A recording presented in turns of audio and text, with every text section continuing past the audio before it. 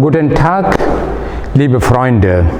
Ich heiße Sie alle herzlich willkommen zu dem Deutschsprachprogramm von Diesels Institute. Hearty welcome to the German language program conducted by the Diesels Institute. Heute beginnen wir mit Akkusativ und Dativ. Vielleicht haben Sie den Namen schon gehört, aber wir werden das noch einmal wiederholen. So maybe you have already heard about the two cases called accusative and dative in German, and so we will begin our program with these two cases. In German language, mainly there are four cases. They are the nominative, accusative, dative and genitive. Today we are concentrating on the accusative and dative cases in the German language. If we have a sentence which makes complete sense to us, there should be a nominative case and a verb. For example, das ist ein ganz einfacher deutscher Satz. It's a very simple German sentence. Er kommt. He comes. So in this sentence, wir haben ein Subjekt und ein Verb. So in diesem Satz haben wir ein Subjekt und ein Verb. Nothing more. And this subject, it is known as the nominative. So wenn wir über Nominativ oder Subjekt sprechen, wir meinen die Person, die etwas macht. അതായത് ഇങ്ങനത്തെ ഒരു സെൻറ്റൻസിൽ എർ കോംറ്റ്, ഇതിൻ്റെ അർത്ഥം he comes എന്നാണ്. കോംറ്റ് എന്നുള്ളതാണ് verb, അതൊരു ആക്ഷനാണ്. അപ്പോൾ ആ ആക്ഷൻ ചെയ്യാനായിട്ട് എന്തെങ്കിലും ഒരു ആരെങ്കിലും ഒരാൾ വേണം. അതാണ് ഇവിടെ എയർ. ഇതിനെയാണ് നമ്മൾ ഗ്രാമറിൻ്റെ ഭാഷയിൽ, വ്യാകരണത്തിൻ്റെ ഭാഷയിൽ സബ്ജക്റ്റ് അല്ലെങ്കിൽ നോമിനാറ്റീവ് എന്ന് പറയുന്നത്. പിന്നെ ഒരു വെർബും ഉണ്ടാവും, കോംറ്റ്. ഇത് തേർഡ് പേഴ്സൺ ആയത് കാരണം ഈ വെർബ് ഇതിനെ അനുസരിച്ചിട്ടാണ് കോൺജുഗേറ്റ് ചെയ്തേക്കുന്നത്.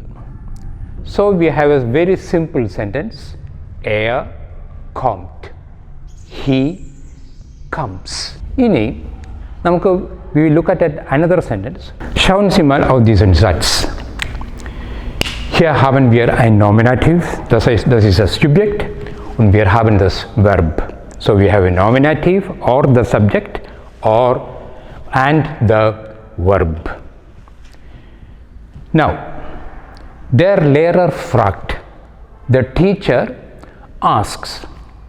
Now if you hear this sentence, immediately you have the tendency to ask whom. ഇങ്ങനെ ഒരു സെൻറ്റൻസ് കേൾക്കുമ്പോൾ അധ്യാപകൻ ചോദിക്കുന്നു, ഉടനെ നിങ്ങളുടെ ഉള്ളിലൊരു ആകാംക്ഷ ഉണ്ടാവും. ആകാംക്ഷ എന്നാണ് ഇതിന് വ്യാകരണത്തിലുള്ള പേര്. എന്താണ് ആകാംക്ഷ? ടീച്ചർ ചോദിക്കുന്നു അല്ലെങ്കിൽ അധ്യാപകൻ ചോദിക്കുന്നു, ആരോട്? ഉടനെ ഈ ആകാംക്ഷ ഉണ്ടാവും നിങ്ങളുടെ ഉള്ളിൽ. ആ ആകാംക്ഷയെ പൂരിപ്പിക്കുന്ന അല്ലെങ്കിൽ ആ ആകാംക്ഷയ്ക്ക് ഉത്തരം കൊടുക്കുന്ന ഒരു വാക്ക് ഇവിടെ വരണം.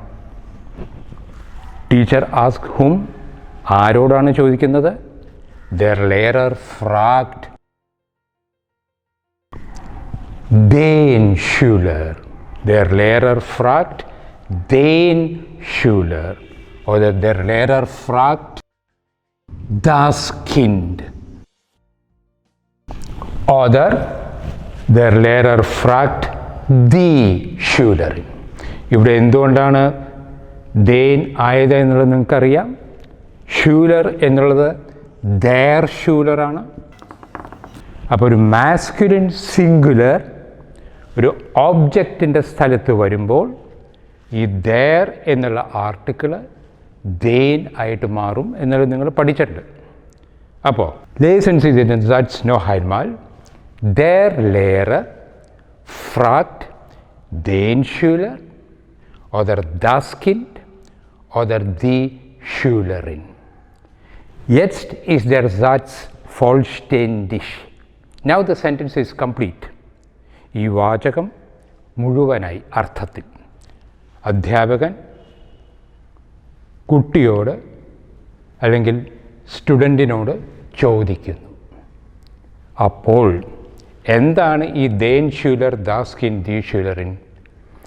ആരോടാണ് അധ്യാപകൻ ചോദിക്കുന്നു എന്നുള്ള ആ ആകാംക്ഷയെ പൂരിപ്പിക്കുന്ന വാക്കുകളാണ് den Schüler അല്ലെങ്കിൽ das Kind oder die Schülerin. അങ്ങനെയുള്ള വാക്കുകളെ നമ്മൾ അക്വസാറ്റീവ് കേസിൽ ആണ് എന്ന് പറയുന്നു. Also diese drei Wörter sind im Akkusativ. Also ich wiederhole das noch einmal. ഞാൻ ഒന്നും കൂടി അത് പറയാം. Der Lehrer fragt den Schüler, das Kind oder die Schülerin. Jetzt ist der Satz vollständig. Wir haben einen ganzen vollständigen Satz. Das heißt, ആദ്യത്തെ സെൻറ്റൻസിൽ നമ്മൾ പറഞ്ഞത് der Lehrer kommt, the teacher comes. Sentence പൂർത്തിയായി, ഒരാകാംക്ഷയില്ല നിങ്ങൾക്ക്. the teacher comes, okay. പക്ഷേ ഇവിടെ der Lehrer fragt എന്ന് മാത്രം പറഞ്ഞാൽ പോരാ. whom the teacher is asking, ആരോടാണ് ടീച്ചർ ചോദിക്കുന്നതെന്ന് കൂടി പറഞ്ഞാലേ ഈ സെൻറ്റൻസ് കംപ്ലീറ്റ് ആവും. So what does it mean? Kommt, fragt. രണ്ട് വെർബ്സാണ്, കോമൻ, ഫ്രാഗൻ. കോമൻ എന്നുള്ള വെർബിന് ഒരു ഓബ്ജക്റ്റിൻ്റെ ആവശ്യമില്ല. പക്ഷേ ഫ്രാഗൻ എന്നുള്ള വാക്കിന് ഒരു ഓബ്ജക്റ്റ് നിർബന്ധമാണ്, കൂടിയേ തീരും. ഇങ്ങനെയുള്ള വെർബ്സിനെ നമ്മൾ, അതായത് ഒരു ഓബ്ജക്റ്റ് കൂടിയേ തീരൂ എന്നുള്ള വെർബ്സിനെ നമ്മൾ ട്രാൻസിറ്റീവ് വെർബ്സ് എന്ന് പറയും. ഓബ്ജക്റ്റ് ആവശ്യമില്ലാത്ത വെർബ്സിനെ നമ്മൾ ഇൻട്രാൻസിറ്റീവ് വെർബ്സ് എന്നും പറയും. Also fragen ist ein transitives Verb. Was bedeutet das? Fragen verlangt ein Objekt. Fragen എന്നുള്ള വെർബ് ഒരു ഓബ്ജക്റ്റ് വേണം, നിർബന്ധം. പക്ഷെ common, das verlangt kein Objekt. common എന്നുള്ള വെർബിന് ഒരു ഓബ്ജക്റ്റിൻ്റെ ആവശ്യം ഇല്ല. Hence we can say that common null Objekt. Fragen, wir brauchen ein Objekt.